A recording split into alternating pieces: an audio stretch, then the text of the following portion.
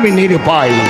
মহর্ষি বিশ্বামিত্রকে আমি কথা দিয়েছি, আজ আপনাদের কোনো অনুরোধ কোনো অনুরোধে আমি যে সেই কথা খেলাপ করতে পারবো না। আমি ছোট্টবেলা থেকেই সত্যকে আঁকড়ে ধরে এতটা বড় হয়েছি, আজ আপনাদের কোনো কথা কোনো অনুরোধে আমি সত্যভ্রষ্ট হতে পারবো না। মহারাজ, সবাই যখন নিষেধ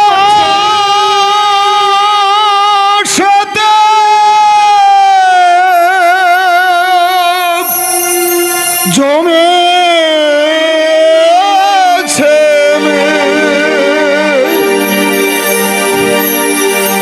ওরে আকাশেতে জমেছে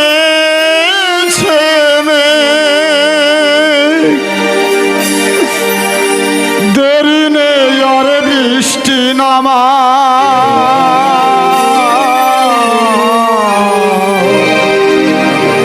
সুখের ঘরে লাগলে আগুন বাকি জীবন কাঁদবি সুখে ঘরে লাগলে আগুন বাকি জীবন কাঁদবি ওরে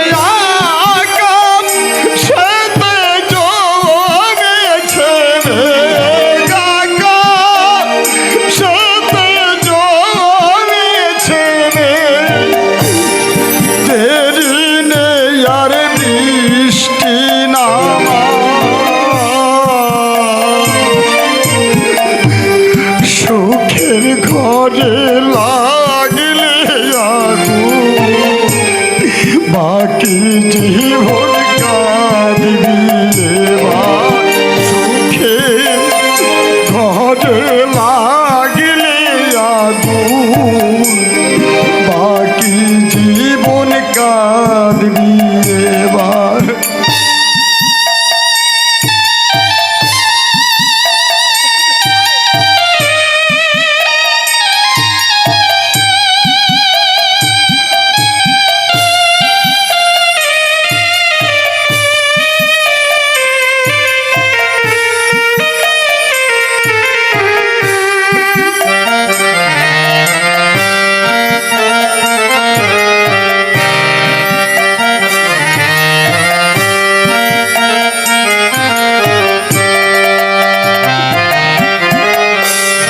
বিশ্বাস অবিশ্বাস হয়ে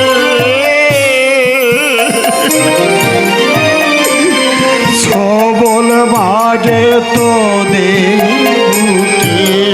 বিশ্বাস আজ অবিশ্বাস হয়ে সবল মাঝে তো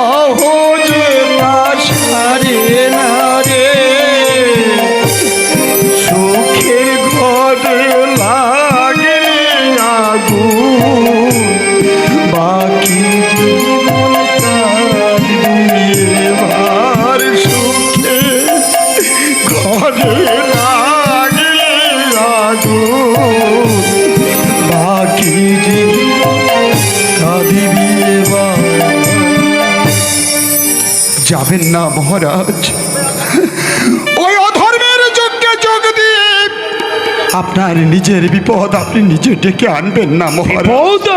হ্যাঁ, সে বড় মহাবিপদ, যে বিপদে সবার মন থেকে মুছে যাবে হাসি আনন্দ। রাজ্যের মধ্যে শুরু হবে প্রবল ষড়যন্ত্র। সত্য সত্য রাজ্যে প্রজাদের উপর চলবে মহান নিপীড়ন। শুধু শুধু তাই নয় মহারাজ, দেবকুলে অলক্ষের চক্রান্ত আর মহর্ষি দুরাশার চক্রান্তে রাজ্যের ভিতর শুরু হবে প্রবল ষড়যন্ত্র। সত্যসন্ধ, আর সেই ষড়যন্ত্রে আমরা কে কোথায় ভেসে যাব তা আপনি জানেন না মহারাজ। বিশ্বাস আজ অবিশ্বাস হয়ে সবল মারে তোদের বুকে। বিশ্বাস আজ অবিশ্বাস হয়ে সবল মারে তোদের বুকে। ওরে নদী কুলে ভাঙন লাগলে, নদীর কুলে ভাঙন লাগলে সহজে তা সারে না রে। সুখের ঘরে লাগলে আগুন, বাকি জীবন কাঁদবি এবার। সুখের ঘরে লাগলে আগুন, বাকি জীবন কাঁদবি। আরে ও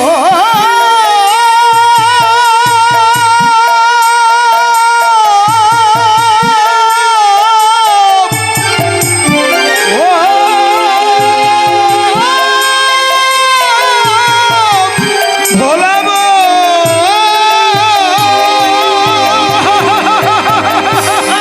যাবেন না মহারাজ, যাবেন না। আসুক ঝড়, আসুক তুফান, তবু আমি কখনো কোনোদিন নীতিভ্রষ্ট হইনি, আর আজও হব না। স্বামী, এটাই আমার শেষ কথা। না স্বামী, কথা শোনো। না না, আর আমি তোমাকে বিছু ডাকবো না। তুমি তুমি আমার স্বামী। তোমার কথা রক্ষাতে সারা জীবন যদি আমাদের দুঃখের সাগরে ভাসতে হয়, আমরা তাই ভাসবো। তবু তোমাকে আমি সত্যভ্রষ্ট হতে দেব না। রানীমা, আপনি কি? মন্ত্রী বল, আমি নারী, আমি জননী, আমি যে স্বামী সমধর্মিনী। রানীমা, মন্ত্রী বল, দেবতাদের উপরে নারী জাতির আর একটা দেবতা আছে, আর সেই দেবতা হচ্ছে স্বামী দেবতা। আর সেই স্বামী দেবতার ইচ্ছা, আমার ইচ্ছা, স্বামীর সুখেই যে আমার সুখ, নইলে নারী জীবনটা যে বৃথা। মন্ত্রীবর, নারী জীবনটা যে বৃথা। রানীমা, রানীমা। দাদু, এরা কেউ আমাদের কথা শুনলো না দাদু। এখন কি হবে দাদু? কি আর হবে দাদু ভাই, সবই ওই ভগবানের ইচ্ছা। তবে তবে এটা আমি বেশ বুঝতে পারছি রে দাদু ভাই। রাজা বাবু যখন ওই অধর্মের যজ্ঞে যোগ দিয়েছে, তখন ওই দেবতাগণ নিশ্চয়ই রুষ্ট হবেন। চলো দাদু, চলো আমরা সবাই মিলে বাবাকে ফেরানোর চেষ্টা করি। হ্যাঁ, তাই চলো দাদু ভাই, তাই চলো। যেভাবে হোক, যেমন করে হোক, আমাদের মহারাজকে ফেরাতে হবে। চলো দাদু ভাই, চলো।